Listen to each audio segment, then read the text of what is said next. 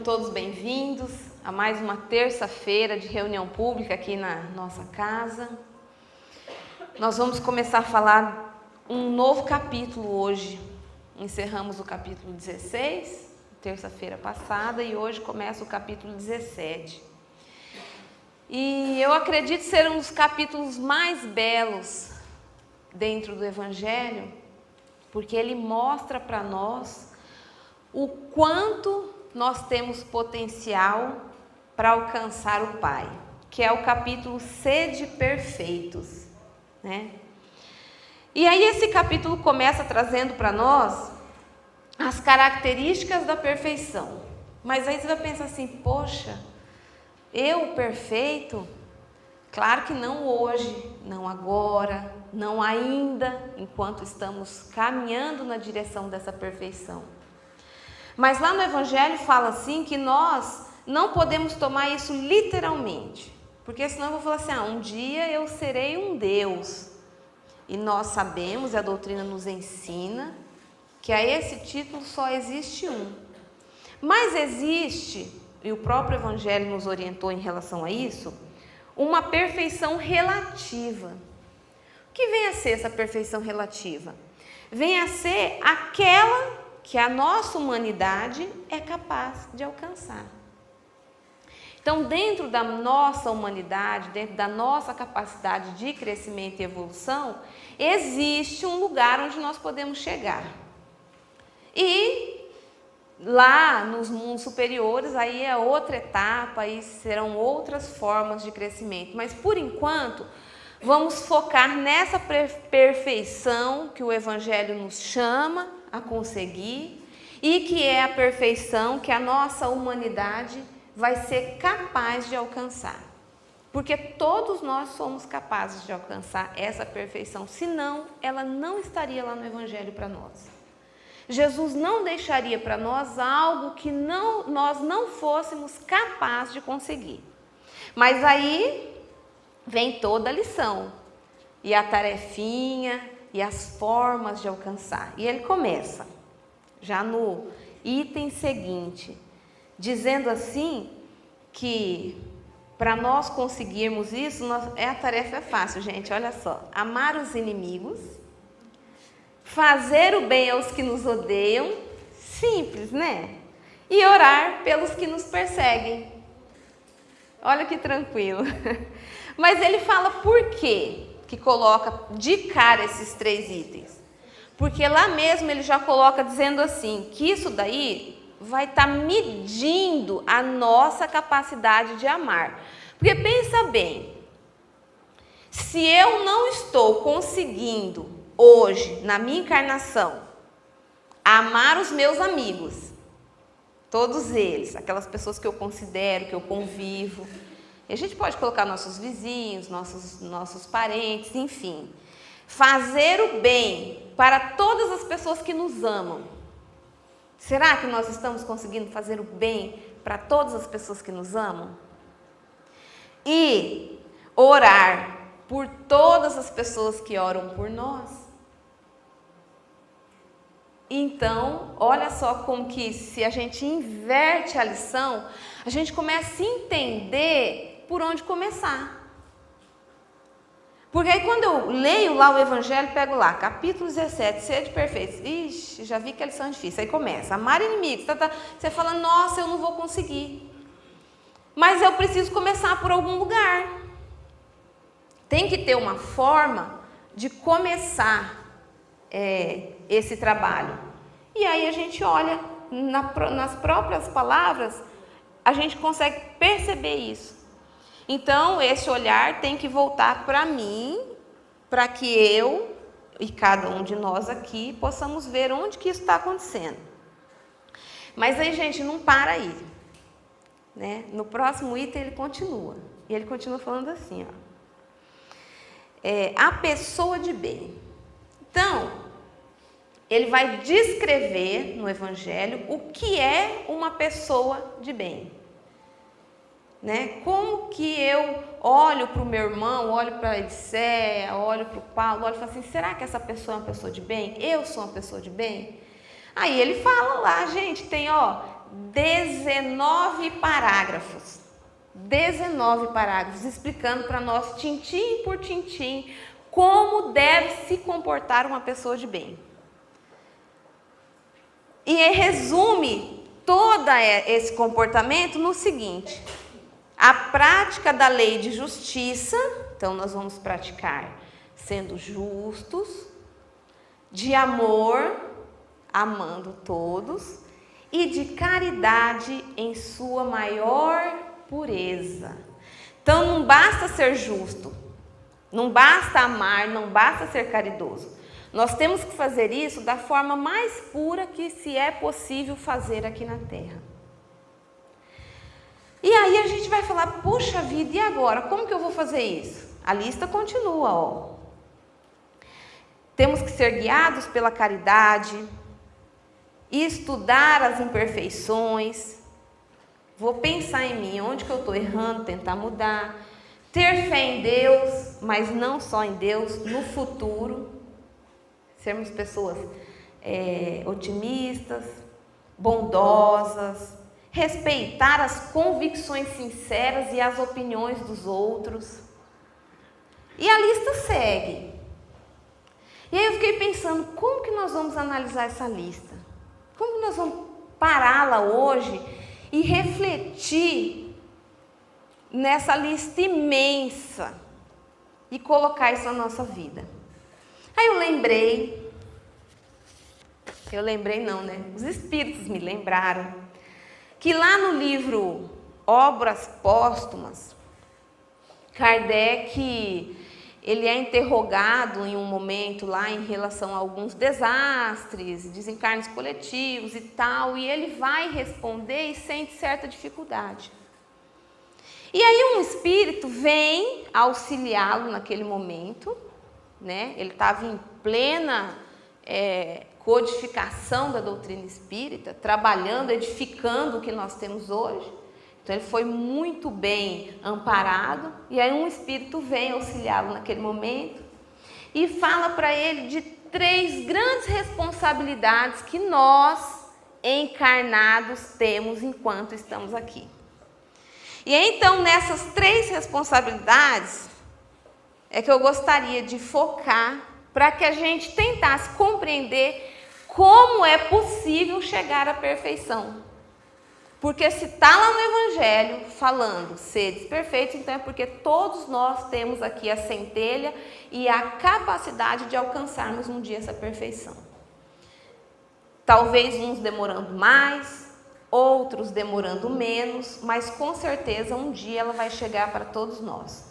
Uns vão sofrer mais, outros menos, vai depender da rebeldia, da aceitação, mas todos nós temos condições.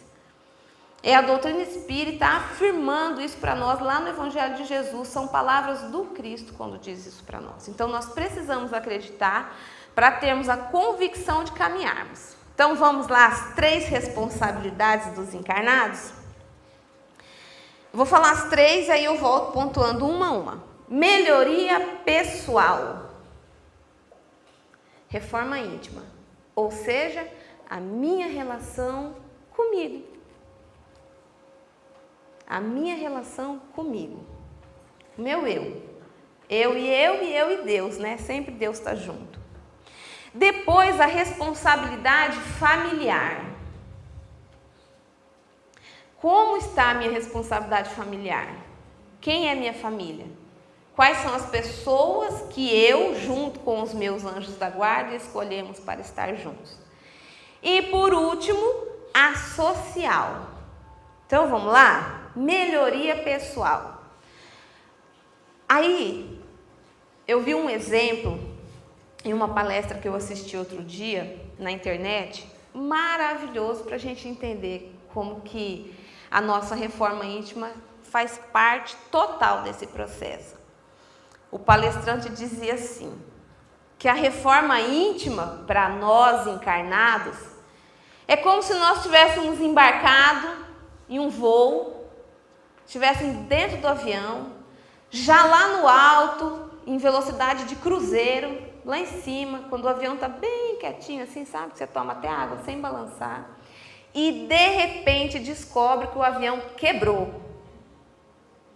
E aí você precisa consertar lá em cima. Porque a nossa encarnação é assim. A gente nasce pequenininho, esqueceu de tudo, aquela beleza. Esqueceu as atrocidades do passado, as maldades, os inimigos, as encarnações anteriores, esqueceu tudo. Tá uma beleza. Aí vai crescendo, vai chegando a adolescência, idade difícil. De repente a gente descobre, poxa, eu acho que eu sou egoísta. Eu acho que eu sou vaidoso. Eu acho que eu estou com um problema aqui, eu acho que eu estou com um problema ali. Porque a criança não tem essa percepção como nós.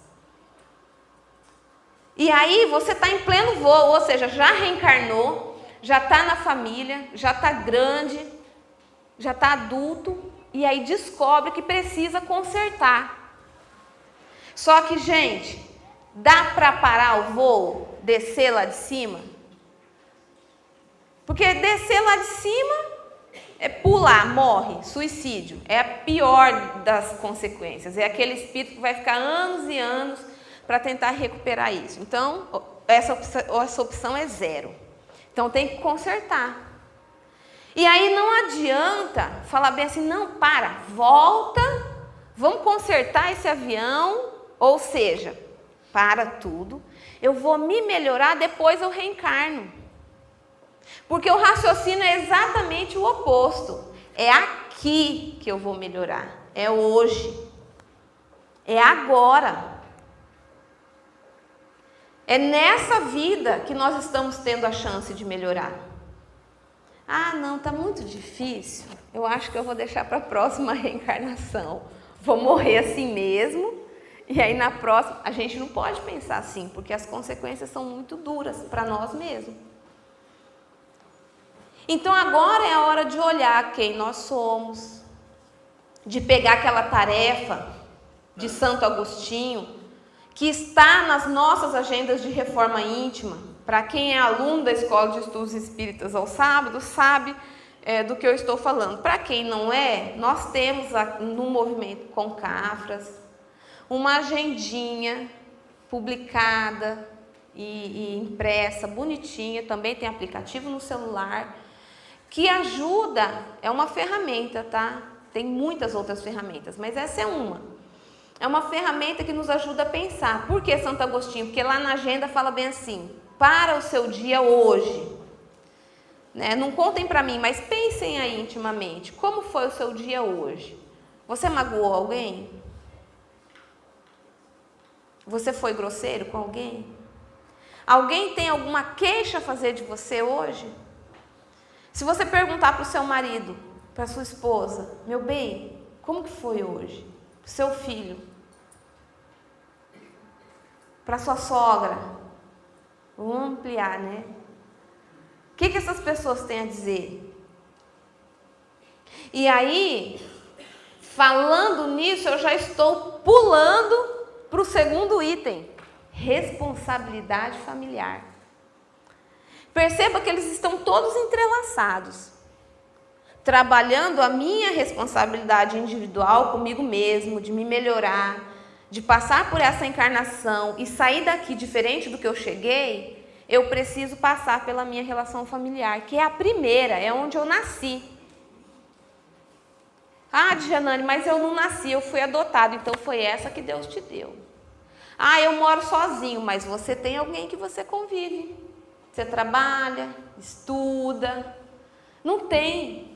É lei de Deus conviver em sociedade, porque é nessa convivência que a gente vai melhorar as nossas relações. Então, a gente pode incluir nesse processo familiar as nossas relações familiares,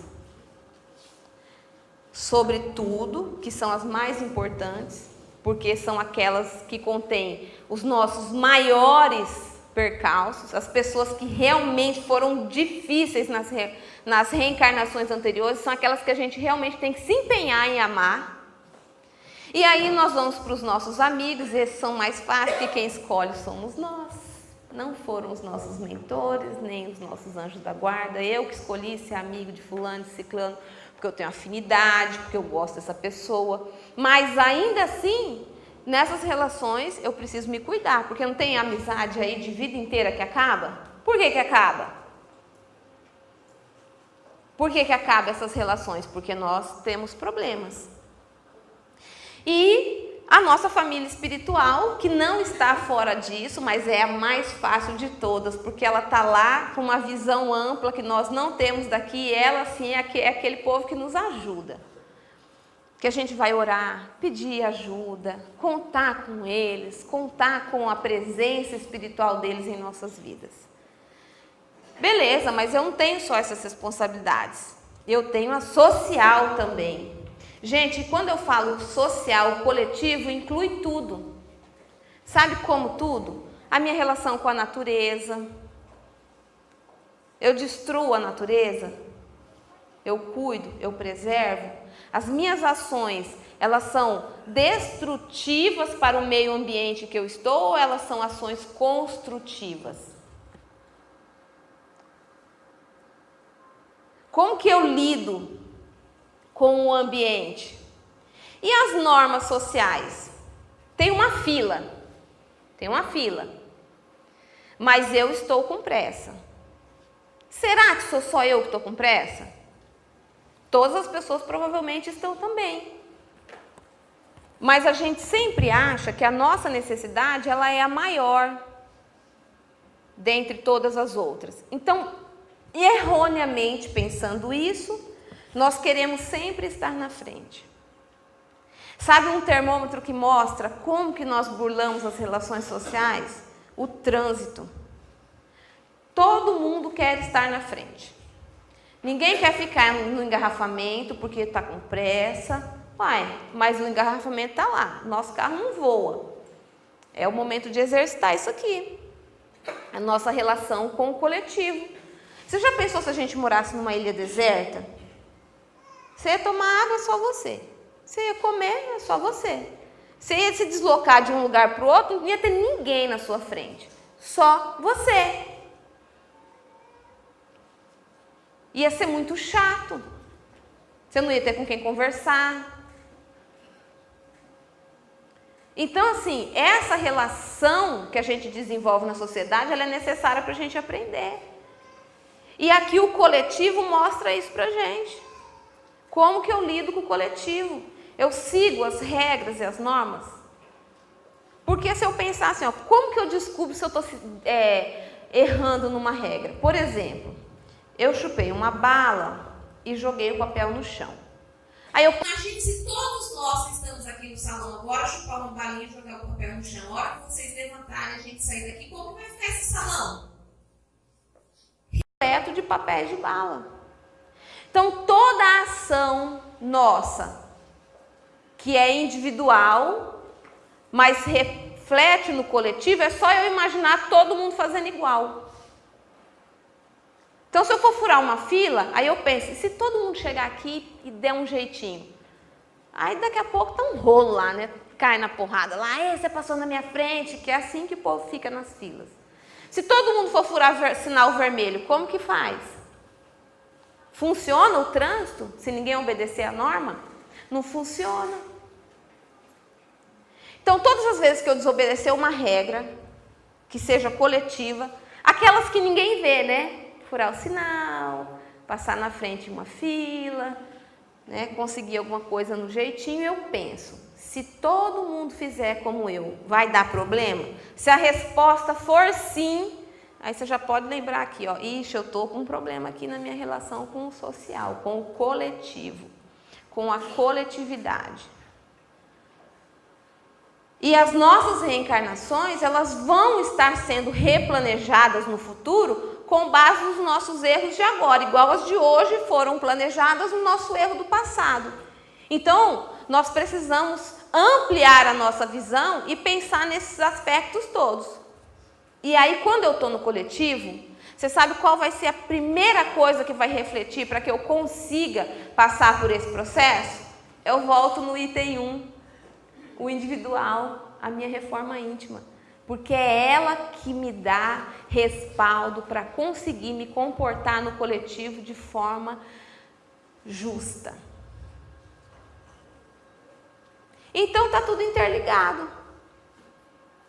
E as nossas relações familiares, acima de tudo, vão nos educar. Porque lá dentro de casa eu aprendo a dividir.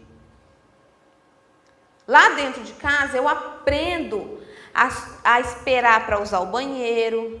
A criança, desde pequenininha, ela aprende a dividir, ela aprende a esperar. Nós, mães, acabou de passar o Dia das Mães, né? Temos a responsabilidade de mostrar isso para os nossos filhos. Uma mãe imediatista que dá tudo, quando ela tirar esse filho do núcleo familiar e colocar esse filho na sociedade, ele não vai conseguir seguir essas regras, porque ele não sabe esperar. Então nós precisamos pensar nisso nas nossas relações familiares. Os nossos filhos não são nossa responsabilidade à toa. Um dia nós ferimos esses espíritos e por isso eles estão de volta. Para que hoje, enquanto pai, mãe ou responsável legal de alguma forma por esse espírito, nós precisamos mostrar. E aí segue várias coisas, né? O exemplo e tudo mais que os outros capítulos dos evangelhos nos suscitam e nos ensinam a seguir na nossa jornada terrena. Mas o tempinho está acabando, né? Eu vou contar uma historinha aqui. Dá tempo, né, Liceu? Vou contar uma historinha para vocês que está no livrinho Contos dessa e da Outra Vida. É um livro do nosso irmão X, né? E psicografada por Chico Xavier. É a lição 30, chamada Candidato à Redenção, que conta uma história bem comum, bem simples, e que talvez a gente até se identifique nela, e tomara que ela sirva para nós de lição para repensarmos algumas atitudes nossas. Olha que legal. Uma alma, um espírito desencarnado, está lá, já resgatado com o mentor dele, só que ele está muito chateado. O livro usa a expressão sofrendo com sede de esquecimento. Porque ele lembrou das danadezas que ele fez e ele está lá acabado. E começou a chorar e pedir para o mentor dele que ele precisa reencarnar. Ele não pode ficar daquele jeito. Como é que eu vou ficar desse jeito? Olha tudo que eu fiz, e chora, e reclama, tal. Não está aguentando os pensamentos infelizes que estão brotando na cabeça dele. Então veja bem que essa lição que a gente aprende aqui no Centro Espírita, de que nós devemos ser vigilantes com os nossos pensamentos, é uma lição que vai levar por toda a eternidade, porque o espírito lá está com esse problema. Então já vamos treinar isso aqui para quando chegar lá dar conta. Então tá lá, pensamentos infelizes e tal. E aí ele pede para renascer e implora. Olha o que ele pede, gente. Câncer, lepra, ele quer ficar num leito de chagas, quer ser um aleijão, que ele seja cego, tenha epilepsia, passe fome e nudez. Ele está desesperado mesmo, né? Já pensou? E com uma culpa terrível. Imagina o que esse espírito fez para querer tudo isso numa encarnação só. Como os espíritos, nossos mentores são bondosos, sabe e conhece a gente muitas vezes melhor que nós mesmos. Aí ele fala, não, meu querido, não, eu vou te atender. Você está querendo reencarnar, você vai, mas não precisa tudo isso. Fica calmo. Olha só, você vai nascer num berço acolhedor e você vai servir o espiritismo. Vai nascer numa família espírita. Ah, então tá bom. Então eu vou, beleza, preparou a reencarnação, tudo bonitinho, escolheu a família, aquele trabalho. Veio, recebeu o lar, conheceu o espiritismo desde criança, tal. Quando ele chegou na fase adulta, que é naquela fase assim do auge, né? Depois dos 20 e poucos, 30 anos, quando a pessoa tá dona do seu nariz, já tem sua casinha e tal, bem belezinha, o que começa? Virar aqui. Ele começa a ficar irritado. Alguém aqui sente irritação? Ele começa a ficar irritado, sem paciência, chateado, esse negócio não está certo, é problema demais, é muita conta para pagar, esse negócio não está bom não. E aí ele vai ao centro espírita, olha, ele cresceu num berço espírita. Então ele vai ao centro espírita e pede para falar com o mentor. Falei, eu preciso de uma audiência espiritual aqui. Quem que vai me atender? Preciso saber que esse negócio não está certo, estão sendo injustos comigo. E aí vem o espírito, muito bondoso, o médium lá recebe e tal. Falei, e aí, meu irmão? Aí ele fala, olha, eu preciso saber o que eu vou fazer, porque está muito difícil, a situação está difícil. Aí o espírito responde assim para ele, perdoa e ajuda.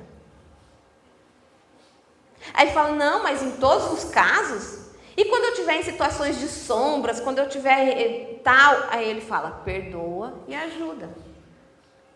Não, mas só isso, aí ele vai falando, e se eu sofrer calúnia, maldade, as pessoas me perseguirem? Aí ele fala, ajuda e perdoa. Aí ele insiste, mas não, e se eu sofrer mistificação aqui no processo de mediunidade na casa espírita, e as pessoas forem ingratas, injustas comigo? Aí o mentor responde, vocês já sabem a resposta, né? Perdoa e ajuda. Ele fala, mas gente, e as fraquezas, como que eu vou fazer? Perdoa e ajuda. Aí sabe o que ele faz depois de tudo isso? Vocês conhecem a história anterior, né?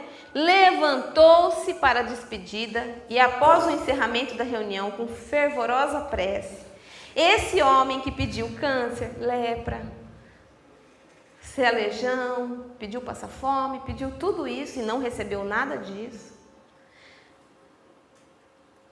retirou-se da casa e ninguém mais ouviu.